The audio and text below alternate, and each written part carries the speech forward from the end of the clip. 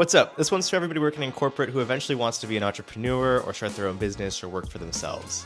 Here are 3 things that I wish I paid attention to while working in corporate that would have really helped me as I started and launched my photo video business in New York City. The first one is, what does the process of working with vendors actually look like? A few things to look out for. How much are you paying vendors that do a service similar to what you want to do in the future? And what does that process look like in terms of contracting, onboarding, invoicing, what people are involved, who's in the room, and is that budget being created for the project, or is there an existing budget that you're trying to fit somebody into?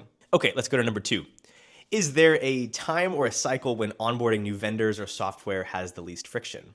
This might be the beginning of the quarter because there's room and bandwidth for new goals, new projects, new vendors, new software, and that's where you can jump in. Try to document what those cycles look like throughout the year and how you can identify certain points of it as a selling opportunity or a good time for outreach or a great time to upsell.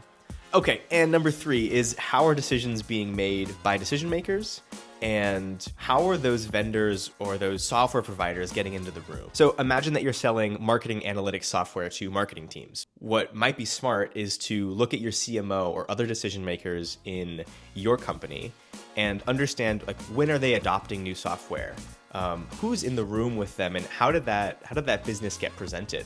You know, how did you land on that specific software versus all the other competitors? If you can try to break that down and write that down, then when you're eventually building the same thing and selling into the same teams, you're gonna have a better picture of how to get in front of those decision makers. Okay, that is all for today. If you like this type of content, follow me and I'll be posting more over the coming weeks. Peace.